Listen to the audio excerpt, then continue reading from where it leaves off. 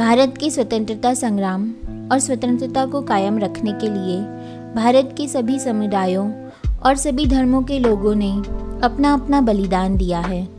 तो आइए इस 77वें स्वतंत्रता दिवस के उपलक्ष्य में आज हम परमवीर चक्र से सम्मानित हवलदार अब्दुल हमीद की कहानी सुनेंगे। हवलदार अब्दुल हमीद। अब्दुल हमीद का जन्म गाजीपुर के पास ग्राम धामपुर उत्तर प्रदेश में हुआ था। उनके पिता मोहम्मद उस्मान दर्जी का कार्य करते थे। अब्दुल हमीद को अपने पिताजी के दर्जी व्यवसाय में कोई रुचि नहीं थी। वह सेना में भर्ती होकर देश की सेवा करना चाहता था, लेकिन उसके माता पिता ने उसे सेना में भर्ती होने से मना कर दिया और कहा कि तुम अपना पैतृक कार्य ही करो।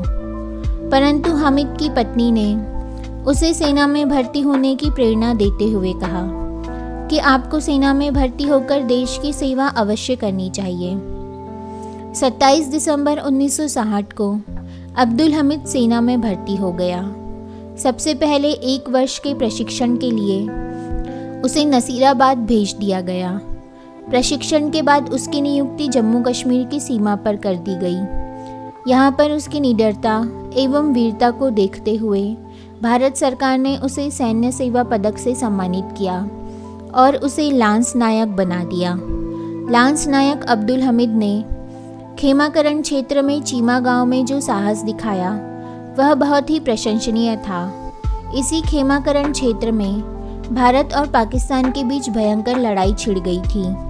भारतीय कमांडर का लांस नायक अब्दुल हमीद को आदेश था कि पाकिस्तान के पैटर्न टैंकों को चीमा गांव से इधर नहीं आने देना है। अब्दुल हमीद जीप में था जिसमें एक रिकायल लेस गन थी। उसने एक पैटर्न टैंक को आते देखकर निशाना साधा। ढाई की आवाज के साथ उसकी गन का गोला शत्रु के टैंक पर जा गिरा। इस विस्फोट की भयंकर गूंज दूर दूर तक फैल गई। शत्रु हैरत में था कि पैटर्न टैंक कैसे फट गया।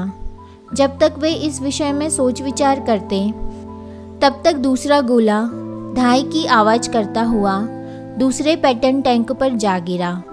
दूसरे पैटर्न टैंक को नष्ट करने पर सभी भारतीय सैनिक उत्साह से पुकार उठे, भारत माता जिंदाबाद, अब्दुल हमीद जिंदाबाद। लेकिन अब्दुल हमीद के लिए अभी और पैटर्न टैंकों को ठिकाने लगाना था। उसके हाथों से छूटे गोलों ने 6 पैटर्न टैंकों को और ध्वस्त कर दिया। तभी शत्रु के एक गोले ने उसकी जीप को हिला दिया। वह तुरंत अपने गोलों को साथ लेकर जीप से नीचे कूद पड़ा और वह फिर जमीन से ही गोले एक एक करके फेंकने लगा। इसी बीच पैटर्न टैंकों से फेंका गया दूसरा गोला बिल्कुल हमीद के पास आकर फटा, जिससे हमीद बहुत बुरी तरह से घायल हो गया। लेकिन घायल अवस्था में भी हमीद अपने साथियों को चिल्ला चिल्ला कर कहता रहा, जवानों, दुश्मनों के सभी पैटर्न टैंकों को नष्ट कर दो। इनमें से कोई भी टैंक किसी भी कीमत पर सुरक्षित बचकर जाने ना पाए। लांस नायक अब्दुल हमीद को घाव बहुत गहरे लगे थे, जिसके कारण वह वहीं पर बेहोश हो गया और बेहोशी की हालत में ही वह भारत माता का सपूत वीरगति को प्राप्त हो गया। भारत सरकार ने इस युद्ध को जीतने के बाद अपने इस वीर को, कर्तव्यनिष्ठ और सच्चे सपूत को परमवीर चक्र से सम्मानित किया तथा उत्तर प्रदेश की सरकार ने हमीद की पत्नी रसूलन को 10,000 की राशि तथा कृषि के लिए पर्याप्त भूमि प्रदान की। हमीद के नाम से धामपुर गांव का नाम हमीद धाम रख दिया गया, जिससे कि भारत का बच्चा बच्चा इस वीर सपूत के बलिदान को अगर आपको यह कहानी अच्छी लगी हो तो प्लीज़ लाइक कीजिए, सब्सक्राइब कीजिए एंड शेयर कीजिए।